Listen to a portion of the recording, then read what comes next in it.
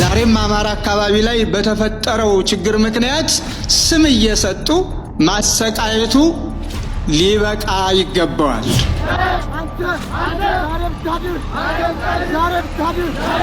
ዛሬም ብትገዛ የሰጠን ስልጣን በአግባቡ ካልተጠቀም ለሾመ አምላክ ያወርዳል። ኦሮሞ ነሽ? አዎ። አዝነሻል? ለምንድን ነው የማዝነው? አሃ ጡት ስለቆረጣችሁ አላዘንሽም? አዎ፣ እኔ ብኖር እግሯንም ሌሎች አካላታቸውንም እቆራረጥ ነበር። በዚህች ልጅ ሞት ማለት ነው አንዳንድ ጥንባታም ግማታም ስታሾፍባት ነበር። ትላንትና መካነ ሰላም መስጊድ ውስጥ ገብተው ያ ሁሉ ሰው ሲረሽኑ ዝም ተብለው ዛሬ አንድ ነፍስ ጠፋይ ተብሎ ያ ሁሉ ፖለቲካ ያ ሁሉ ሚዲያ ላይ መዘባረቅ ምንም ይሉት ነው። ብንሰርክም ባንሰርክም እንኳን ክርስቲያን ነው መሬት እንኳን ኦርቶዶክስ ነው። ሰላም፣ በወቅታዊና በአዳዲስ መረጃ ተመልሼ መጥቻለሁ። አሁን የማስመለክታችሁ ቪዲዮ አቡነ አብርሃም አማራ ላይ እየተደረገ ያለውን ጦርነት ይቁም በሚል የተናገሩትን ንግግር እንመለከታለን። እንዲሁም ደግሞ ማህበራዊ ሚዲያ ላይ ስለሞተችው ልጅ የተንሸራሸረና ብዙ ሰዎችን እያጋጨ ይገኛል። መከላከያውን በዛ ልክ መልስ እየሰጠ ይገኛል። እንዲሁም ደግሞ ላይቭ ላይ የሚገኙ ሰዎችም የማይሆን አይነት እንቅስቃሴዎችን እያደረጉ ይገኛሉ። እነዚህን ቪዲዮዎች አስመለክታችኋለሁ። ቪዲዮን ከመጀመራችሁ በፊት ላይክ በማድረግ ጀምሩ። ቀጥታ ወደ ቪዲዮ እናልፋለን። ደህና ነኝ። ኦሮሞ ነሽ? አዎ። አዝነሻል? ለምንድን ነው የማዝነው? አሃ ጡት ስለቆረጣችሁ አላዘንሽም? አዎ፣ እኔ ብኖር እግሯንም ሌሎች አካላታቸውንም እቆራረጥ ነበር። ፋኖ ነች እኮ ልጅቷ። አሃ እስቲ ድገሚ። ምን አልሽ? እግሯንም ሌሎች አካላታቸውንም ዘልዝዬ ነው መቀብራት ነው ይጎን አልመለስላችሁም ሬሳውን እንኳን። እንግዲህ እቺ ልጅ እንደተመለከታችኋት ነው። በዚህ መልኩ እኔ ብሆን እንዲያደርጋለው ለመናገር የሚከብድ ነገር እየተናገረች ትገኛለችና ሁሉም ኦሮሞ የሷን ያክል ጥላቻ አለው ብዬ አላምንምና እሷ የራሷን አመለካከት እንጂ የገለጸችው በዚህ መንገድ ሁሉም ኦሮሞ እንደዚህ ነው ማለት አይቻልምና እቺ ልጅም ልክ ያልሆነ ተግባራትን እያደረገች ትገኛለች። እቺን እየተመለከተም እኛ የማይሆን ጥላቻ ለኦሮሞ ባይኖረን ይሻላል። በዚህች ልጅ ሞት ማለት ነው አንዳንድ ጥንባታም ግማታም ስታሾፍባት ነበር። እናቷ እህት እያላችሁ አሁን በዚህ ሞት በዚህ አሟሟቷ የሚሾፍ ነገር ነው። ግን እኛ እኮ ለምን ሞተች አላልንም። መሞቷ ያለ ነገር ነው። ታጋይ ናት። ታጋይ ከቤቱ ሲወጣ አሸንፋለሁ ወይም እሸነፋለሁ ብሎ ነው። ይሄን አምኖበት የተነሳው ነው። ለምን ሞተች ሳይሆን ከሞተች በኋላ ጡት መቆረጡ መግፈፉ ለምን አስፈለገ ነው ያልነውኛ። እንዴት በዚህ ጭካኔ ይሄን ልታረጉ ቻላችሁ? በእናት ጡት አድጋችሁ እናት አጥብታችሁ እንዴት ይሄን ጭካኔ ልታደርጉባት ቻላችሁ ነው ያልነው። እናንተን ፋኖ ማርኮ አብልቶ አጠጥቶ አሳፍሮ ወደ ሀገር አይደለም ይልክህ። እንኳን በጥይት ይቅርና በጥፊ እንኳን ይመታሃል አይመታህም። ተንከባክቦ ነው አብልቶ አጠጥቶ አሳፍሮ የሚልክህ ማለት ነው። አንተ ግን በጭካኔ የጠባኸውን ጡት ነው የቆረጥከው። የጠባኸውን ጡት ማለት ነው። አልወለደችህም፣ ግን እንደወለደችህ አስብ።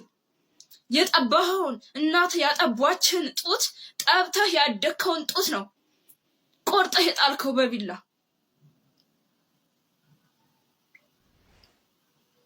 ከዚህ በኋላ ግን ለእናንተ ምሕረት አይደረግላችሁም መቼም ቢሆን።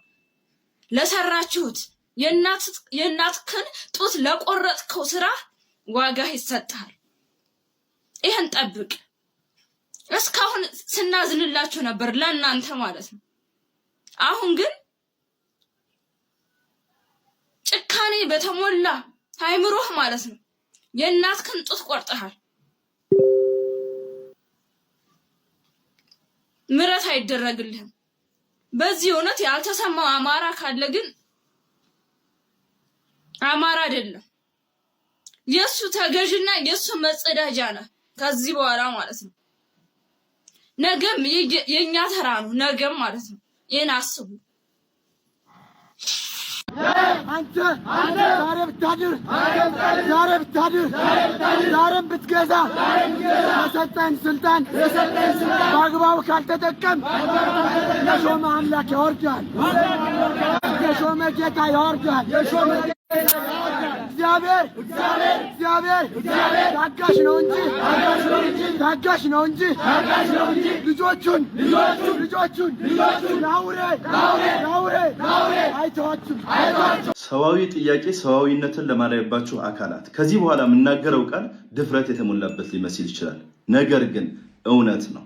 ዓለም በዚህ ደረጃ ስለ እህታችን አሟሟት እያወራ ባለበት እያወገዘ ባለበት ወቅት የሀገራችን የሃይማኖት አባቶች፣ የሀገራችን ሽማግሌዎች፣ የሀገራችን ትልልቅ ሰዎች አልሰማችሁም፣ አላያችሁም፣ አላየንም፣ አልሰማንም እያላችሁ እያየናችሁ ነው። ድርጊታችሁ ያንን ስለሚገልጽ ዓለም ላይ ተደርጎ የማይታወቀውን አሰቃቂ ግድያ አላያችሁም፣ አልሰማችሁም አሉ የሀገራችን ብሔር ብሔረሰቦች። ስለ ሰውነት ስለ ሰዋዊነት ይገደናል የምትሉ በእርዳታ ዙሪያ የሚሆን በምንም ጉዳይ የምትሰሩ አዛኝነን ቅቤ አንጓች ነን የምትሉ የተለያዩ ብሔር ብሔረሰብ ላይ ያላችሁ ወጣቶች አላያችሁም፣ አልሰማችሁም። ዓለም ሲያዝን በዚህ ጉዳይ ዛሬም አማራ አካባቢ ላይ በተፈጠረው ችግር ምክንያት ስም እየሰጡ ማሰቃየቱ ሊበቃ ይገባዋል።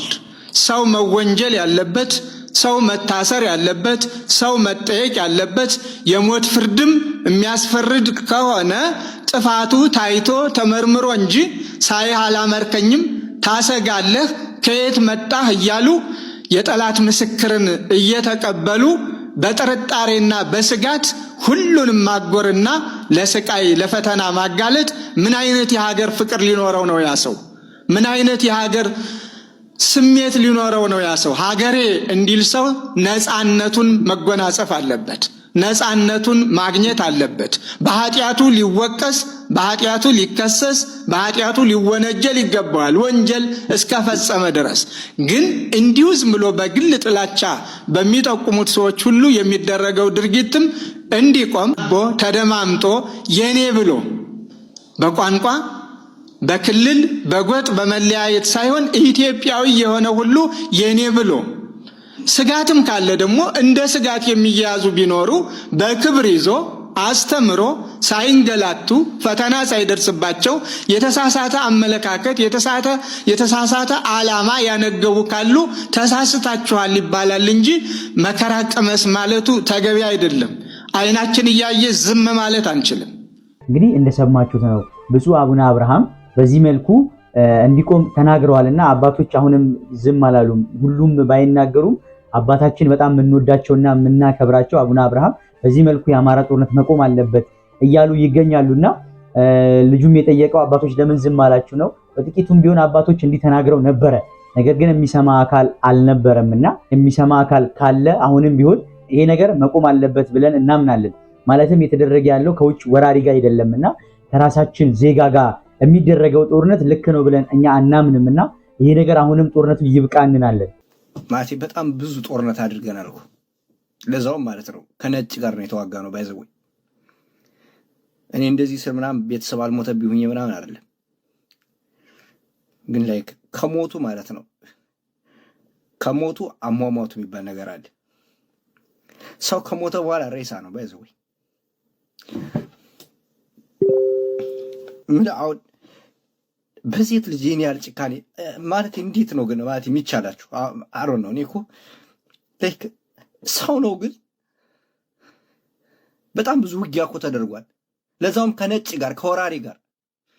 የሚኒሊክ አሸናፊነቱ ምኑ ላይ ነው? ለምሳሌ ቢያንስ እኮ የሀገር ውስጥ ጦርነት ነው፣ ጊዜ ነው አይደል እንደዚህ ያደረገ። ሰው ባመነበት ሙቷል አይደል? ሬሳ እኮ ነው። ሬሳ ላይ ይህን ያህል ሰው ይጨክናል? ለዛውም በሴት ልጅ። ነጭን እኮ አባቶቻችን ይዘው ቁስሉን አጥበው እኮ የሚኒሊክ አሸናፊነቱ ምኑ ላይ ነው? ጣሊያን ቪቫ ብሎ ለምኒልክ መዘመሩ ምኑ ላይ ነው? የማረከውን ጀነራል መልሶ ስለላክ አይደለም ከነ ህይወቱ ቁስሉን አጥቦ አድኖ። አንተ እዚህ ደረጃ ደርሰናል። እኔ ማለት ነው ልክ ቤተሰብ እኮ ሞቶብኛል ለምሳሌ ማለት ነው የዛ የጦርነቱ አካል ስለሆነ ማለት ነው። ግን ላይክ ሰው ከሞተ ሞተ ነው ኦልሬዲ በቃ ሬሳ ነው። በቃ ከቻልክ ማለት ነው ሰው ከሆንክ አፈር ታለብሰዋለህ።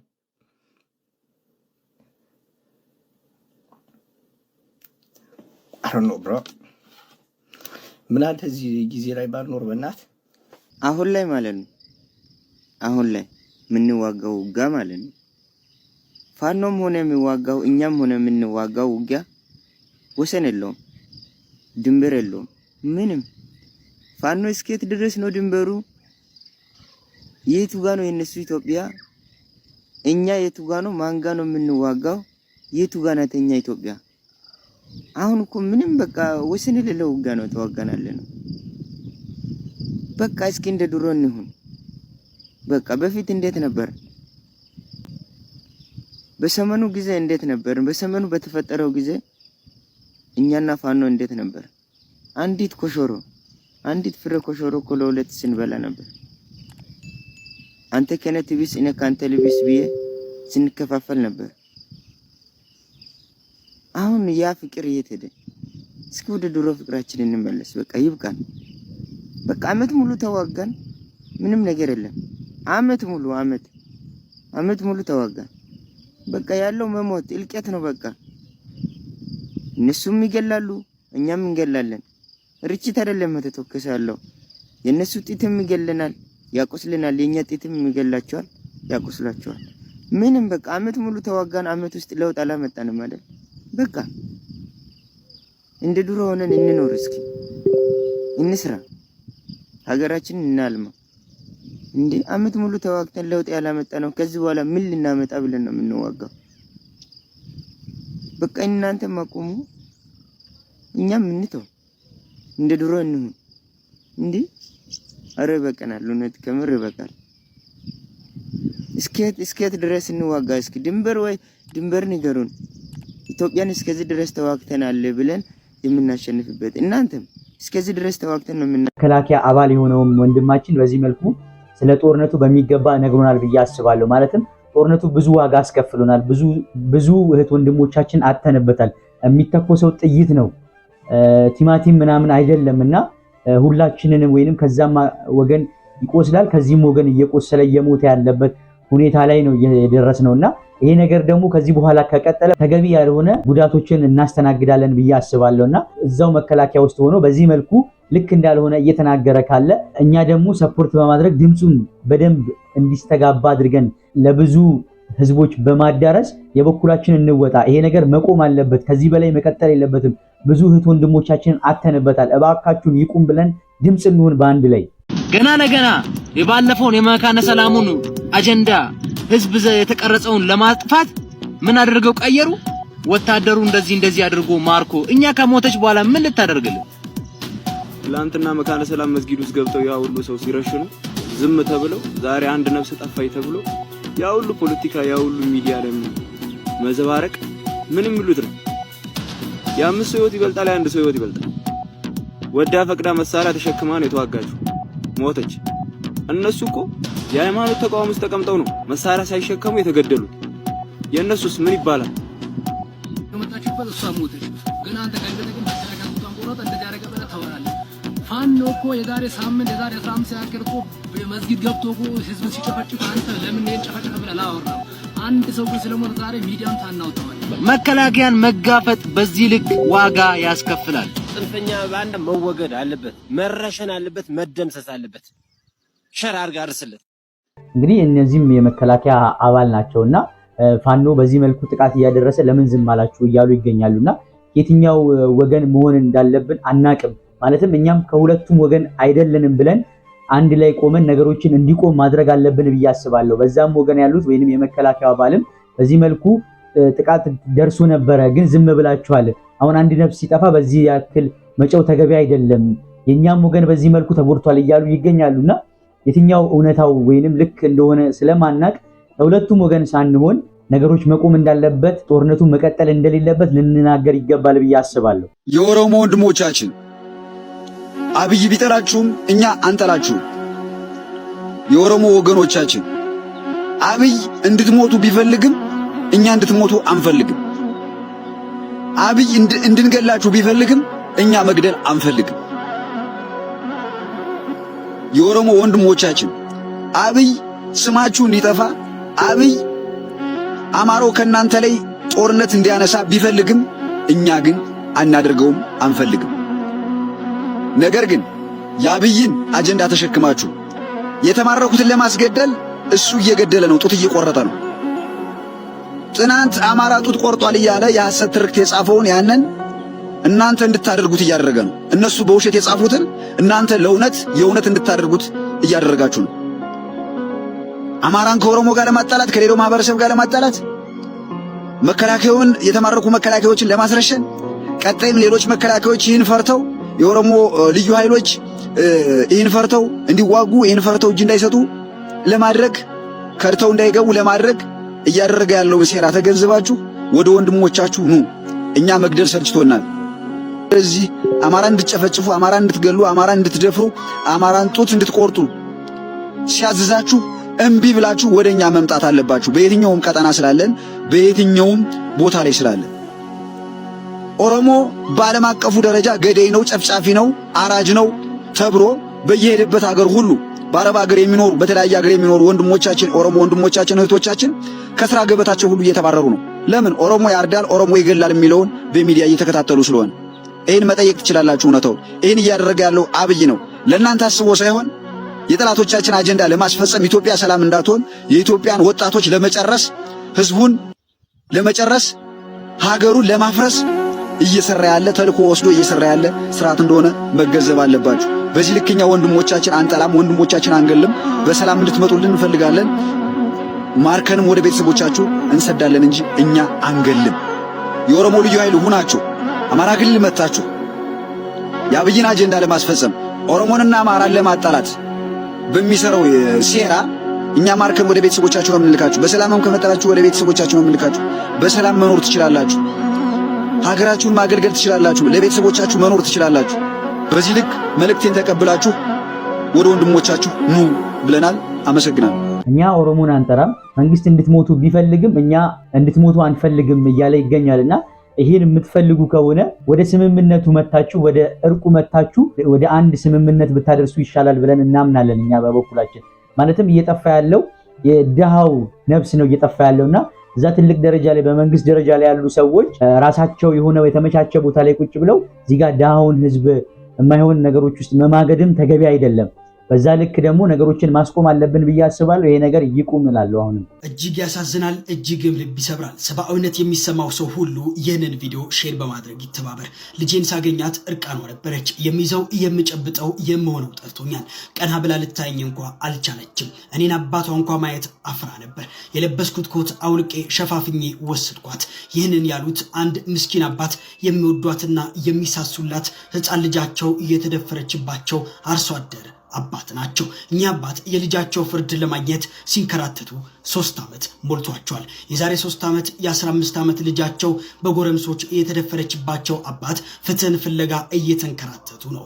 አግዙኝ፣ እንደ ደፋሪዎቹ ደና ዘመድ የለኝም፣ ስለ እውነት የሚገድ ሁሉ ከጎኔ ይቁም፣ ከአቅምም ከፍትህም ከእውነትም እንደጎደልኩ አልቅር ይሉናል። ድርጊቱ የተፈጸመው በሲዳማ ክልል ምስራቃዊ ሲዳማ ዞን ዳኤላ ወረዳ ሲሆን አባት አካባቢው ያለ ለቅሶ በሄደበት ምሽት ላይም የ15 ዓመቷ ህፃን ደጉ አንድ ወደል ጎረምሳ በ3 ጓደኞቹ እገዛ አፍኖ ወስዶ በጭካኔ አስገድዶ ደፍሯታል። ፍርድ ቤቱም የደፋሪው ተባባሪ የነበሩት 3 ሰዎች የ6 ዓመት እስር ፈርዶባቸው የነበረ ቢሆንም ከ2 ዓመት እስር በኋላ በአምክሮ ተለቀዋል። ዋናው ወንጀለኛና በህፃኗ ላይ ጥቃት ያደረሰው ሰው ግን እስከ ዛሬ ድረስ አልተያዘምም፣ ለፍርድም አልቀረበም። ታዲያ የልጅቱ አባትም ህመም ያባባሰው ይህ ነበር። ፖሊስ የህፃኑ ልጁን ደፋሪ ማግኘት አልቻልኩም ይላቸዋል። የአካባቢው ሽማግሌዎች ነገሩን በሽምግልና ካልፈታን ይሉታል። ፖሊስ ማግኘት አልቻልኩም ተሰውሮብኛል ያለ ወንጀለኛ ሽማግሌዎች ኬታ መጡት ያባትየው ጥያቄ ነው።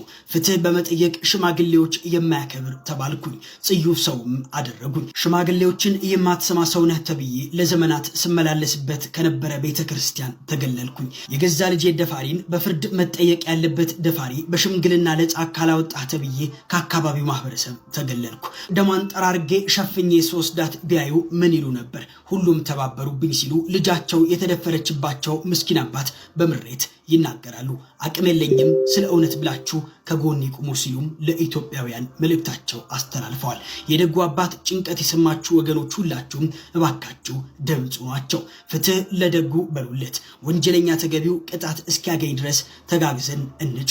እንግዲህ ይህ አባት ፍትህ ይፈልጋል። ብዙ ሴቶች እየተደፈሩ ይገኛሉና ባለን መረጃ በጣም ብዙ ሴቶች እየተደፈሩ ይገኛሉና ፍትህ ማግኘትም ያልቻሉ ብዙ ሴቶች አሉ። ማለትም እኛ ያው እንደተነገረን ሾርት ሚሞሪ ነን መሰለኝ። የሆነች ሳምንት ፍትህ ለእንትና ፍትህ ለሉዛም እንደተባለ ፍትህ ለእንትናም እንደተባለ ይቀጥልና ለሳምንት ከዛ በኋላ ነገሩ ይደፋፈናል፣ ያበቃለታል። አንድም ቀን ፍትህ አግኝተን አናቅም። ለጊዜው መጮያ ነው እንጂ ፍትህ የለም። ይህን ፍትህ እንዴት ነው ልናገኝ የምንችለው? እኛስ ለአንድ ሳምንት ጮኸን ለምንድን ነው ፍትህ ብለን ዝም የምንለው? ፍትህ እስኪገኝ ድረስ ለምንድን ነው ጠንክረን ወደፊት መሄድ የከበደን? በርትተን ነገሮችን ማድረግ አለብን ብዬ አስባለሁ። መጠንከር አለብን።